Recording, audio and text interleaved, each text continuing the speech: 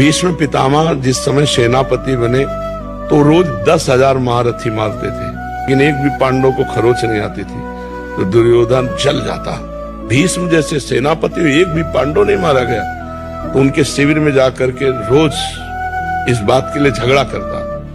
तो भीष्म जी भाव में आए तो 5 बाण निकाल के रख दिए और कहा, कल मैं यदि जीवित रहा तो 5 पांडवों का वध निश्चित समझो। खबर फैल गई पूरे दोनों शिविरों में। इतने में द्रौपदी जी आ गई। बोले प्रभु सुना? बोले हाँ। द्रौपदी जी का, अच्छा अपने दासी के कपड़े लाओ। भगवान ने दासी के वस्त्र पहने। द्रौपदी से कहा आगे आगे चलो भीष्म पितामह के शिविर की तरफ। सीधे भीष्म जी के सामने गए। वो संध्या के समय जप कर रहे थे। जाकर प्रणाम किया पितामह, तो उनको भी यही बात समझ में आई कि दुर्योधन की पत्नी आई है, का सौभाग्यवती भव। संध्या का समय था, तो द्रौपदी जी ने हटाया और कहा कि आप प्रण करते हो सौभाग्य उजाड़ने का और आशीर्वाद देते हो सौभाग्यवती भव का। हम क्या माने कि कौन सा भीष्म सत्य है, सौभाग्य उजाड़ने वाला या सौभाग्य देने वाला? भीष्म जी का माला छूट गया।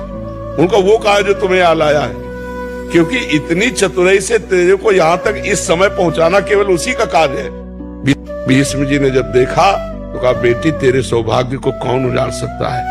हम जैसे सैकड़ों भीष्म तो भी नहीं उजाड़ सकते, जिसका रक्षक ये गोविंद तुम्हारे लिए दासी बन के आया है, तुम्हारे पद। तब भगवान से कहा, मेरा प्रण तो तुम तोड़ दिए, लेकिन तुम्हारा भी प्रण तोड़ूंगा कल। तुमने कहा युद्ध में अस्त्र ग्रहण नहीं करूंगा, और कल मैं गंगा का पुत्र नहीं कहूंगा अगर तुमसे अस्त्र न ग्रहण करा। तो भगवान ने कहा ये बात हो जाएगी। प्रभु अगर जीवित रहा तो मैं बाण संधान करूंगा पांडवों के ऊपर। तो आप ये करना कि जो ही मैं युद्ध क्षेत्र में जाऊं कल, तो सामने शिखंडी को खड़ा कर देना। शिखंडी आज भी मेरी दृष्टि में अंबा है, और मैं स्त्री पर कभी बाण नहीं चलाता। इतने में अर्जुन से कह देना मुझे बाणों की सैया पे सुला दे। अब भगवान लौट करके आए तो देखा पांडव चैन से सो रहे हैं। तो पांडवों को जगाया।